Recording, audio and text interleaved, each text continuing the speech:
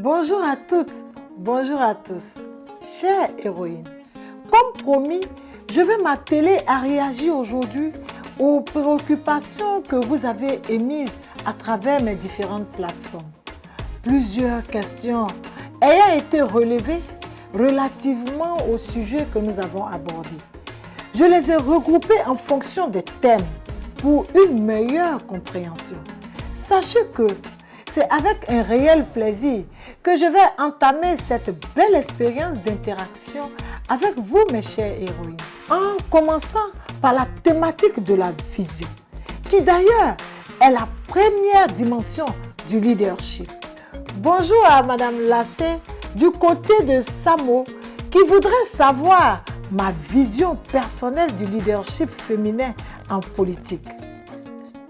Ma vision du leadership féminin, chère sœur, en politique est toute simple et se schématise comme suit.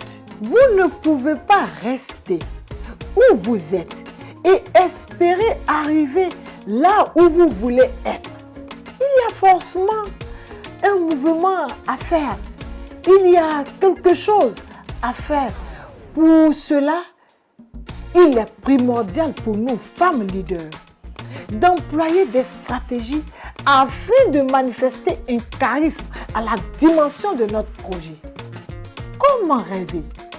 Mais aussi, comment rêver bien son projet? Comment concevoir un scénario pour favoriser le changement futur dans sa vie? Ma vision en politique, comme l'a demandé l'internaute, naît essentiellement de l'idéal qui met l'homme au centre du développement. L'urbanisation pour l'homme et non l'urbanisation contre l'homme. On développe bien entendu pour des hommes. Telle est ma perception, telle est la mission que je m'assigne en tant que femme leader en politique. Oui, ma chère héroïne, le bien-être de l'homme au centre de toute action de développement.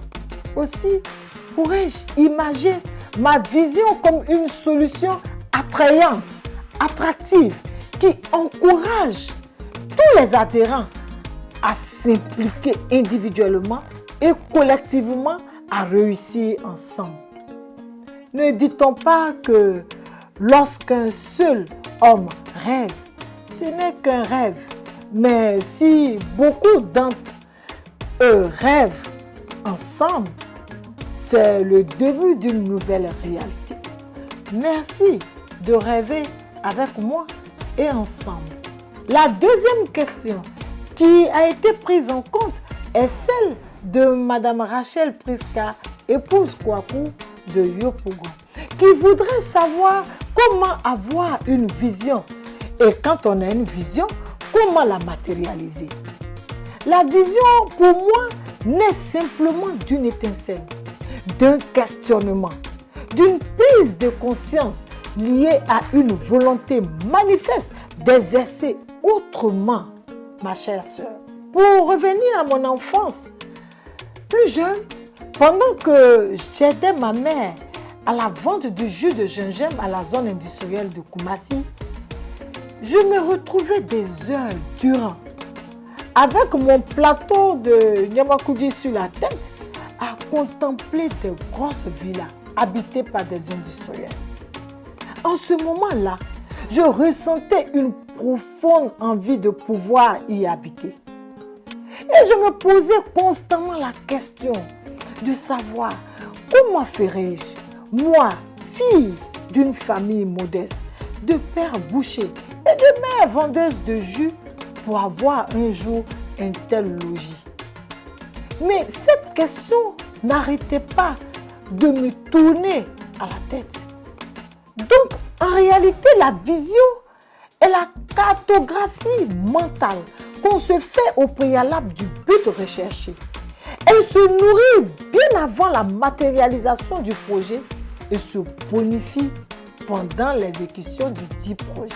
J'espère avoir fait l'effort de répondre à Madame Kwaku et je suis ravie, très ravie de recevoir la question de mon frère de Koumassi Monsieur Landry Serge Blé, qui voudrait savoir comment évaluer une vision et comment savoir si cette vision est bonne. Pour moi, chers frères, évaluer sa vision revient à s'auto-juger en toute objectivité. Il est vrai qu'il faut rêver, mais il ne faut pas surtout mal rêver.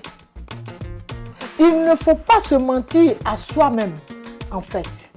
Et cette humilité intellectuelle, empreinte de bonne foi, te guidera forcément vers la réalisation de l'objectif que tu vises.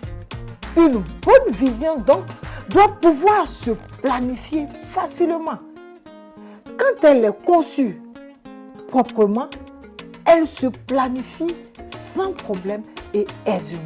C'est en cela que Franklin a pu dire, à travers sa citation que j'affectionne tant, que celui qui échoue à planifier, planifie son échec.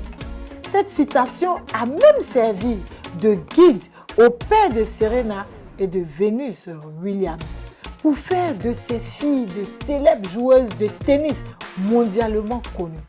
Si cela a été possible pour elles, alors qu'elles étaient issues de familles modestes, loin des quartiers huppés, comme moi venant de Koumassi-Sojifia, pourquoi pas nous? Mes chères héroïnes, retenez que au commencement du leadership se trouve forcément le rêve, la projection et la vision.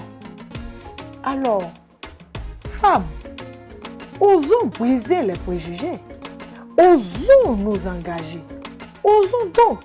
N'oubliez pas de continuer de vous abonner à nos différentes plateformes et de partager nos liens, car le leadership féminin, dit-on, est d'abord et avant tout une question de partage.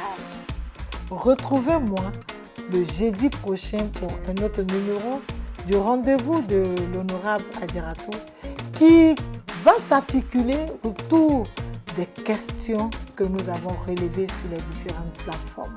Merci pour votre intérêt et à bientôt.